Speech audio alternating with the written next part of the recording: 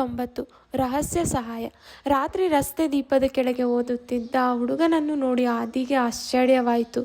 ಅವನು ಯಾಕೆ ಇಲ್ಲಿ ಓದುತ್ತಿದ್ದಾನೆಂದು ತಿಳಿದುಕೊಳ್ಳಲು ಆದಿ ಮೌನವಾಗಿ ಅವನ ಹಿಂದೆ ನಡೆಯಲು ಪ್ರಾರಂಭಿಸಿದನು. ಸ್ವಲ್ಪ ದೂರ ನಡೆದ ನಂತರ ಆ ಹುಡುಗ ಒಂದು ಚಿಕ್ಕ ಮನೆಯ ಮುಂದೆ ನಿಂತನು. ಆ ಮನೆ ತುಂಬ ಹಳೆಯದಾಗಿತ್ತು. ಮನೆಯ ಮೇಲ್ಛಾವಣಿಯು ಕೆಲವು ಭಾಗಗಳಾಗಿ ಒಡೆದು ಹೋಗಿದ್ದವು. ಆ ಹುಡುಗ ಒಳಗೆ ಹೋದ ನಂತರ ಆದಿ ಕಿಟಕಿಯ ಬಳಿ ನಿಂತು ಒಳಗೆ ನೋಡಿದನು. ಅಲ್ಲಿ ಅವನು ನೋಡಿದ ದೃಶ್ಯ ಆದಿಯ ಮನಸ್ಸನ್ನು ಕಲುಕಿತು.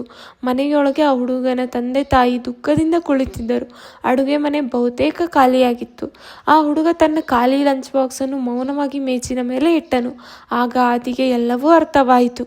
ಆದಿ ಹೊರಗೆ ನಿಂತು ತುಂಬ ಯೋಚಿಸಿದನು. ಆಗ ಅವನಿಗೆ ತನ್ನ ಜೇಬಿನಲ್ಲಿದ್ದ ಮಾಯಾ ಚಾಕ್ ನೆನಪಾಯಿತು. ಯಾರಿಗೂ ಕಾಣದಂತೆ ಆದಿ ಮನೆಯ ಹಿಂದೆ ಹೋದನು.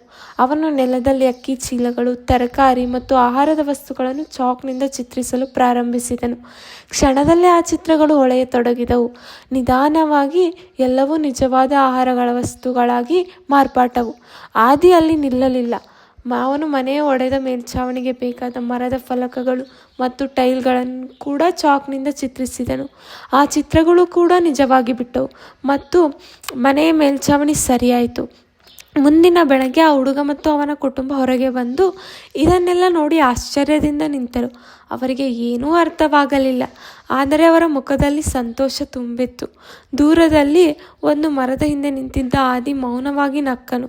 ಯಾರಿಗೂ ಗೊತ್ತಿರೋದಿಲ್ಲ, ಈ ಎಲ್ಲ ರಹಸ್ಯದ ಸಹಾಯದಿಂದೇ ಆದಿಯ ಮಾಯಾ ಚಾಕ್ ಇದೆ ಎಂದು. ಈ ವಿಡಿಯೋ ಇಷ್ಟವಾದಲ್ಲಿ ಲೈಕ್, ಶೇರ್ ಮತ್ತು ಸಬ್ಸ್ಕ್ರೈಬ್ ಮಾಡಿ. ಎಪಿಸೋಡ್ 9.